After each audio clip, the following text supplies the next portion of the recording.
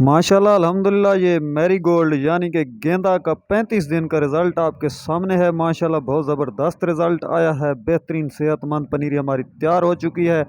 ये बीज के साथ हमने किस तरह तैयार की है, ये वीडियो पूरी आप देख लेंगे तो आप आसानी के साथ घर में मौसमी फूलों को बीज के साथ आप उगा सकेंगे।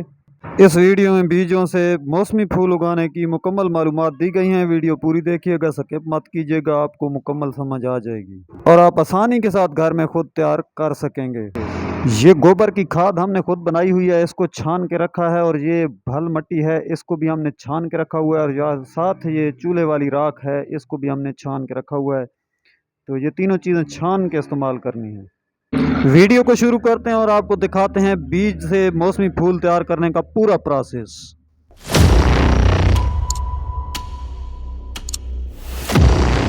अस्सलाम वालेकुम। अहमद नर्सरी से आप सबका भाई, आप सबका गार्डनर दोस्त आमिर सलीम आपको अहमद नर्सरी पे खुश आमदीद। दोस्तों कल मैंने एक पोस्ट की थी कि कुछ ऑप्शन दिए थे आप लोगों को कि इनमें से किस ऑप्शन पे, किस टॉपिक पे पहले वीडियो आनी चाहिए। क्योंकि मौसमी फूल तैयार करने और पनीरियाँ तैयार करने का जो ऑप्शन था उस पर वोटिंग। आज की वीडियो हम पनीरियाँ तैयार करने पे बनाएंगे कि मौसमी फूलों को बीजों से किस तरह तैयार किया जाता है और किस तरह पनीरियाँ तैयार करके फिर आगे उनको शिफ्ट किस तरह किया जाता है।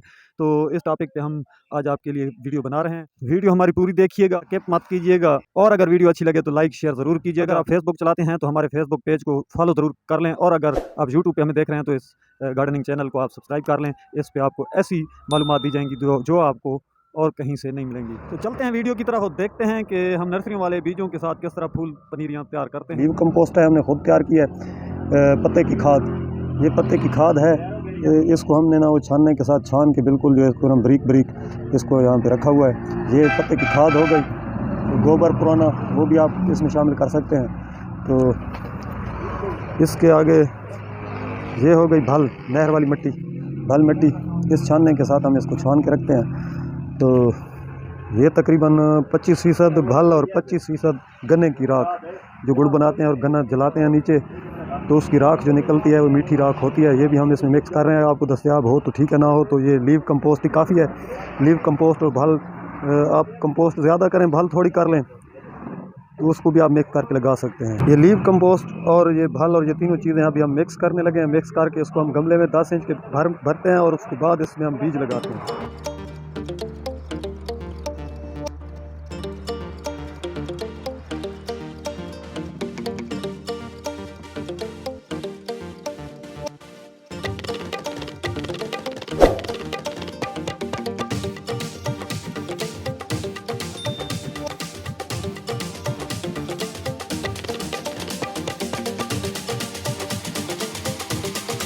इसको मिक्स इस तरह करना है जिस तरह सीमेंट और रेत को मिक्स किया जाता है ना, उसी तरह मिक्स करना चाह के अच्छी तरह ये आपस में ये सारा मवाद मिक्स हो जाए। ये जनाब यहाँ पे ये हमने मिक्स कर लिया है तीनों आइटम।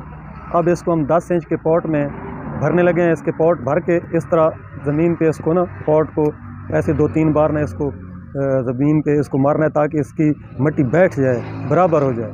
फिर जब पानी दिया जाता है तो फिर वो मिट्टी नीचे बैठती नहीं है। तो इस तरह इतना आपने गमले में भरना है। ऊपर थोड़ा सा आपने जगह छोड़नी है जिसके लिए जो है ना वो पानी के लिए फुल नहीं भरना, थोड़ा सा ऊपर से खाली छोड़ना है। इस तरह इसको गमले में भर के इसको 2-3 बार ऐसे इसको ज़मीन पे मारना है ताकि मिट्टी बराबर हो जाए, बैठ जाए और गमले में पूरी भर जाए। हमने चूँकि ज़्यादा माल तैयार करना होता है नर्सरी के लिए, तो ये आप तो जितना अगर 2 गमले लगाएँ पनीरी के, 4 गमले लगाएँ, जितना आपको चाहिए हो आप उस तरह मतलब लगा सकते हैं। घर में आपको जितना चाहिए हो आप उतना बनाएं और पनीरियाँ लगाएं, खुद तैयार करें।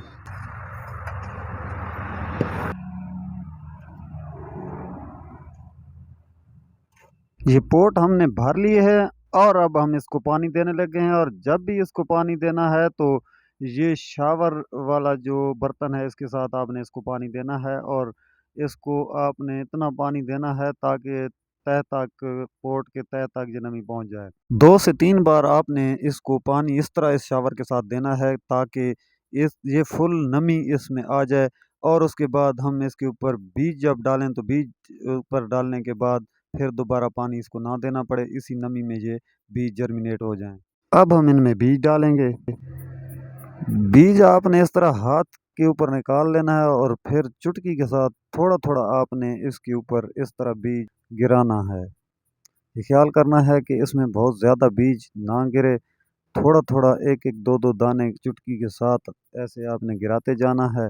बीज ज़्यादा नहीं गिराना और ये ख्याल करना है कि एक ही जगह पे ज़्यादा तादाद में बीज नहीं गिराना, अलग अलग और वक्फे के साथ गिराना है। तो ये जनाब इसके ऊपर बीज हमने बिछा दिया है। अब इसको हम बीज को कवर करेंगे। हम तो इसके ऊपर डालेंगे वो मिट्टी जो जिस मिट्टी के साथ ये गमला हमने भरा है, वही मिट्टी इसके ऊपर हम छान के डाल देंगे और इसको छुपा लेंगे। आप इसके ऊपर कोकोपीट भी डाल सकते हैं।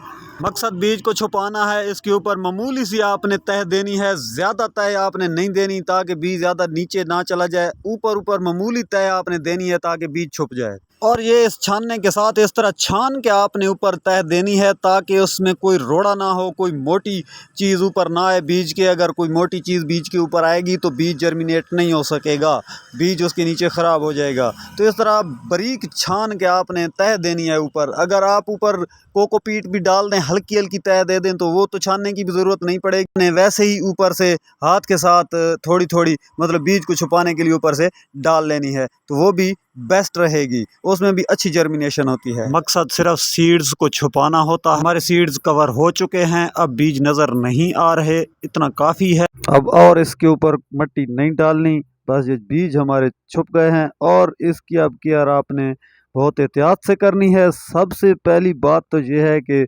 आपने इसको छटा नहीं लगने देना, पानी का छटा इसको आपने नहीं लगाना, बीज उखड़ जाते हैं और जर्मिनेट नहीं होते। जो भी आपने जिस वैरायटी का भी बीज लगाना है, आपने सेम इसी तरह इसी प्रोसेस के साथ सारी वैरायटीज़ लगानी हैं जो आप लगाना चाहें। इन गमलों के ऊपर आप एक गमला 2 4 6 जितने गमले भी तैयार करना चाहें, इस तरह अलग अलग आपने जो भी बीज डालना है। मकसद ये है बात करने का कि आपने जो भी बीज डालना है इसी तरह पतला पतला इसके ऊपर डाल के उसके ऊपर फिर उसको बीज को छुपाने के लिए आपने इसको कवर करना है मिट्टी के साथ या कोकोपीट के साथ। इसमें से ये निकलेगा, उसका भी हम आपको दिखाते हैं रिजल्ट। अच्छा, ये हम टकोमा का कुछ बीज इसके ऊपर डालेंगे, कुछ गमले हम इसकी पनीरी तैयार करेंगे। ये टकोमा बहुत ही खूबसूरत फूल होता है, सदाबहार फूल होता है, एवरग्रीन, और काफ़ी हाइट पे ये चला जाता है। बहुत बेहतरीन चीज़ है, इसके ऊपर फ्लावरिंग होती रहती है सारा साल। तो ये सदाबहार पक्का पौधा है। इसको दिखाने का मकसद ये था कि कुछ वैरायटी, वैसे तो ये सेम प्रोसेस होता है बीज डालने का, लेकिन कुछ वैरायटीज़ की केयर ज़्यादा करनी पड़ती है बीज डालते वक्त, क्योंकि वो बहुत हल्का बीज होता है, हवा से आपके हाथ से निकल के उड़ जाएगा। ये ऐसे बीज होते हैं, ये इतने हल्के होते हैं कि अगर हवा चल रही हो तो कभी भी नहीं डालना चाहिए बीज, हवा के रुकने का इंतज़ार करना चाहिए। जब हवा बिल्कुल रुकी हुई हो तब आपने ये बीज डालने हैं, वरना ये हवा में उड़ जाते हैं और आपके हाथ से निकल जाएंगे। ये आपको दिखाने का हमारा मकसद ये था कि आपको पता होना चाहिए कि कुछ बीज जो बहुत हल्के होते हैं ये उस वक्त डालने चाहिए जब हवा रुकी हुई हो, वरना ये हवा में उड़ जाएंगे। जैसे कि ये टकोमा का बीज है, बहुत ही हल्का होता है, मामूली सी हवा भी इसको उड़ा ले जाती है। और इसके साथ बटरफ्लाई होती है, वो भी बहुत ही हल्का बीज होता है, वो भी लगाते वक्त इंतहाई ख्याल करना चाहिए। ये होती है बटरफ्लाई, ये कपास की रुई की तरह ये होता है और बहुत ही जल्दी उड़ता है। हवा, मामूली सी हवा के साथ भी ये उड़ जाता है और आपके हाथ से गायब हो जाएगा। तो ये बीज लगाते वक्त आपने एहतियात करनी है कि हवा रुकी हुई हो तब आप लगाएं।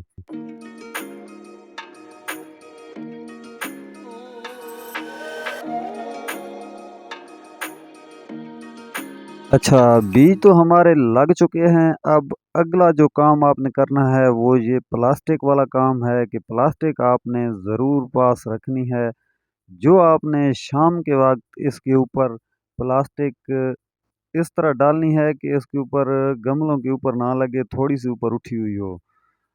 तो सुबह आपने ये प्लास्टिक उतारनी है। ये काम बहुत ज़रूरी होता है। ये इसलिए होता है कि अगर खुदा न खास्ता बारिश हो जाए या कोई भी चीज़ ऊपर इसके गिरे ना, या पानी इसके ऊपर छटा ना जाए, या बारिश हो जाए तो इसको नुकसान ना हो। अगर बारिश होगी, ऊपर ये प्लास्टिक नहीं होगी, आपका सारा बीज उखड़ जाएगा, एक दाना भी आपका नहीं लगेगा। इसीलिए हम कहते हैं, हम मशवरा भी यही देते हैं कि इस चक्कर में पड़ने से बेहतर होता है आप तैयार पनीरी ले लिया कर। रोज़ाना आपने इसके ऊपर प्लास्टिक शाम को डालनी है और सुबह उतार लेनी है और धूप लगवानी है, तब ये बेहतरीन जर्मिनेट होता है। ये एहतियात 15 से 20 दिन ज़रूर करनी है। बहुत ज़बरदस्त जो है ना, ये आप देखें कि एक एक इसका एक बीज भी मिस नहीं हुआ। ये तकरीबन सारा मुकम्मल ये निकल चुका है। तो बेहतरीन कंडीशन में सेहतमंद मतलब ये पौधे निकल रहे हैं। बाकी भी गमलों में ये तकरीबन जो है ना अच्छा ये जर्मिनेट हो रहा है। तो ये 10 दिन बाद असल में ये सीज़न है ना, सीज़न में बीज बहुत अच्छा रिज़ल्ट आता है। बीज ज़ाया, एक दाना भी मिस नहीं होता, ज़ाया नहीं होता। तो ये अच्छा माशाल्लाह ये चलता है। सीज़न मौसम होता है ना, तो मौसम में ये सही माशाल्लाह इसका रिज़ल्ट। माशाल्लाह अल्हम्दुलिल्लाह। अब बीज डाले हमें 35 दिन हो चुके हैं और अब ये हमारी पनीरी तैयार हो चुकी है। ये अब शिफ्टिंग के काबिल हो गई है। आगे चल के आपको इसका रिज़ल्ट भी दिखाता हूँ कि किस तरह इसने जड़ बनाई है और इसको शिफ्ट करने का तरीका भी देखते हैं।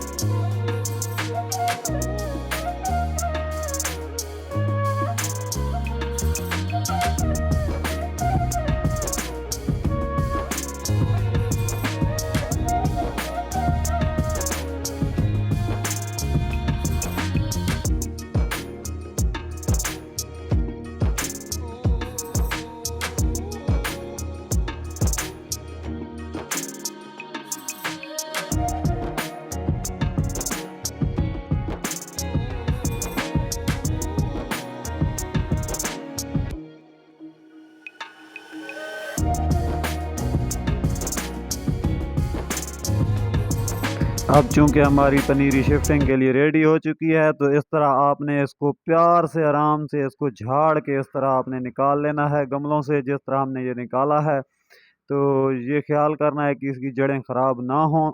आराम से आपने इसको निकालना है और आगे शिफ्ट कर देना है इसको। अब एक एक करके आप ज़मीन में भी लगा सकते हैं, पॉट में भी तैयार करना चाहें तो उसमें भी लगा सकते हैं, और मतलब कहीं पे भी आप इसको अब एक एक करके इसको आपने लगा देना है। आगे चलते हैं और आपको दिखाते हैं ये किस तरह शिफ्ट करना है। इसको गमले में भी शिफ्ट करने का तरीका देखते हैं और शापर में भी किस तरह शिफ्ट किया जाता है ये भी देखते हैं। और एक और बहुत काम की बात रहती है जो आपको बहुत फ़ायदा देगी, वो भी आप सुन लें। वो काम की बात यह है कि एक चीज़ इसके ऊपर बहुत ज़्यादा अटैक करती है, उसका आपने बहुत ख्याल करना है। वो नई पनीरियों को बिल्कुल तबाह कर देती है। उसको स्लग कहते हैं, उसको गोगरा भी कहते हैं, उसको गोगा भी कहते हैं। वो बहुत ज़्यादा इन पनीरियों का नुकसान करता है। अभी आपको शायद आपने नोट किया हो कि ये हमारे जो पोट्स थे पनीरियों वाले, इसमें तकरीबन कुछ में एक दाना बचा हुआ है, कुछ में 4 दाने हैं, कुछ में 15-20 दाने हैं। तो ये चक्कर हमारे साथ उसी गोगा ने चलाया है। वो हमारा बहुत ज़्यादा नुकसान कर गया है। थोड़ी सी हमारी सुस्ती हुई थी कि हम उसकी जहर नहीं डाल सके थे, तो एक ही दिन में उसने जो है ना ये हमारा सत्यानाश किया है पनीरियों का। तो ये बहुत ज़्यादा अटैक करता है। जहाँ पे पनीरियाँ तैयार की गई हों वहाँ पे इसको खुशबू आ जाती है नए पौधों की, और वहाँ पे वो पहुँच जाता है। तो ये देखें, ये यहाँ पे एक गमला तो बिल्कुल ही खाली कर गया, एक ही दाना उसमें बचा हुआ है। ये बहुत ज़्यादा नुकसान करता है, बहुत ही ख़तरनाक चीज़ होती है ये पनीरियों के लिए। ये नरम पौधों को खाता है, गिरा देता है काट के। तो ये बिल्कुल जो है ना ख़त्म कर देता है आपकी पनीरियों को। तो इससे आपको परेशान होने की ज़रूरत इसमें नहीं है। ये स्लग किलर एक ज़हर होती है नीले कलर की, दानेदार, वो आप डाल दें तो ये बिल्कुल करीब भी नहीं आता। तो ये दवाई डालनी भी ज़रूरी होती है। इनको सिर्फ़ तैयार करना ही ज़रूरी नहीं होता, इनको बचाना भी ज़रूरी होता है, तब ये आप के काम आएँगी। वरना आप इतनी मेहनत करें और एंड पे ये गोगा खा जाए तो आपको बहुत ज़्यादा दुःख लगेगा। इसलिए ये बात बहुत ज़रूरी थी आपके साथ शेयर करनी। अब देखें इसके अंदर दानेदार आपको शायद नज़र आ रही हो, छोटी-छोटी दवाई हमने डाली हुई है। लेकिन हमने पहले नहीं डाली, इसलिए वो अटैक कर चुका था, वो अपना काम कर चुका था, तब हमने इसके ऊपर दवाई डाली है और बाकी पनीरियों को हमने बचा लिया है। तो ये आपको हम दिखाते हैं वो गोगा होती क्या चीज़ है। ये बहुत ज़्यादा नर्सरियों पे नुकसान करता है, पौधों का नुकसान, गार्डनिंग का गार्डन में ये होता है हर जगह पे। तो इसका आपने ख्याल करना है। ये नई पनीरियों पे बहुत ज़्यादा अटैक करता है। तो आपको मैं दिखाता हूँ वो गोगा होता क्या चीज़ है। तो उससे आपने अपने इन पनीरियों को और पौधों को बचाना है। और उसका आसान सा हल यही स्लग किलर है। स्लग किलर एक जहर होती है नीले रंग की, वो आपने वक्फे वक्फे से डालते रहना है। अब ये देखें इस गमले में कितना ज़्यादा उसने नुकसान किया, ऊपर से ना वो पनीरियाँ सारी हमारे पौधे काट के खा गया है। ये होता है वो गोगा, गोगरा भी इसको बोलते हैं, स्लग कहते हैं इसको। ये बहुत ही ख़तरनाक चीज़ होती है नए पौधों के लिए और पनीरियों के लिए। ये खाता है इन पनीरियों को और इसको खुशबू आ जाती है पनीरियों की, ये पहुंच जाता है जहाँ भी पनीरियाँ लगाई जाएँ तो ये चीज़ें बहुत ज़रूरी होती हैं बताने वाली, जो ज़्यादातर लोग ये चीज़ें हाईलाइट नहीं करते। तो सारी मेहनत आपकी ज़ाया हो जाती है, आप मेहनत भी करते और ये गोगरा खा जाए तो फिर जो है ना वो दुख बहुत ज़्यादा लगता है। तो इसका आसान सा हल है, किसी भी गार्डनिंग स्टोर से आप स्लग किलर मंगवा लें, वो आपने पनीरियों के साइडों पे आपने डाल देनी है। ये आता है उसको खाता है तो वो ख़त्म हो जाता है, पनीरों पे अटैक नहीं कर सकता। ये इसके अंदर भी हमने डाली हुई है अभी कुछ, लेकिन ये अटैक कर चुका था और हमारा जो नुकसान इसने करना था कर चुका था। फिर भी चलो शुक्र है कि अभी भी डाल दिए दवाई, तो ये बाकी माल हमारा बच गया है।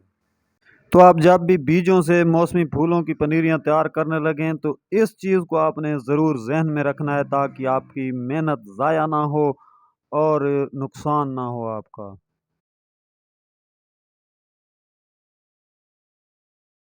ये शिफ्ट हो गया है। अब इसको हम पानी देंगे। पानी देने के बाद 1-2 दिन इसको साया रख देना है। पहले 2-3 दिन इसके ऊपर हम जाली लगाएंगे ताकि इसको धूप ना लगे, तो ये बिल्कुल सेट हो जाएगा। और ये हमारे इस तरह जो है ना ये पनीरियाँ हमारी फिर पौधे तैयार हो जाते हैं। फिर इतना मुश्किल काम नहीं है, इंतहाई आसान काम है। अगर आप खुद करना चाहें तो इस तरह आपने करना है। लेकिन जब इसको आपने शिफ्ट करना है ज़मीन में या पोट में, तो उसको धूप में नहीं रखना, 2-3 दिन उसको साए में रखना है ताकि वो सेट हो जाए। जब वो सेट हो जाए तो फिर बेशक आप उसको फुल धूप में रख दें। हम इसके ऊपर 2-3 दिन जाली देते हैं ताकि ये सेट हो जाए, फिर ऊपर से जाली हटा देते हैं। ये इसका टोटल प्रोसेस होता है पनीरियों का। सीजनल पनीरियाँ किसी भी मौसम की, आप सर्दी की, गर्मी की लगाना चाहें, आप खुद तैयार करें पनीरियाँ, या फिर आप अगर ख़रीद के लगाएं तो इस तरह ये गमले भी मिलते हैं पनीरी के, जिस तरह ये गमला भी पड़ा हुआ है। तो इस तरह का गमला भी तकरीबन 150 का मिल जाता है। इसमें 20-25 दाने होते हैं, 30-30 दाने। तो इस तरह आप गमला लगा के भी आप शिफ्ट कर सकते हैं गमले से निकाल के, और ख़ुद भी तैयार करना चाहें तो आप बीज लगा के ख़ुद भी तैयार कर सकते हैं।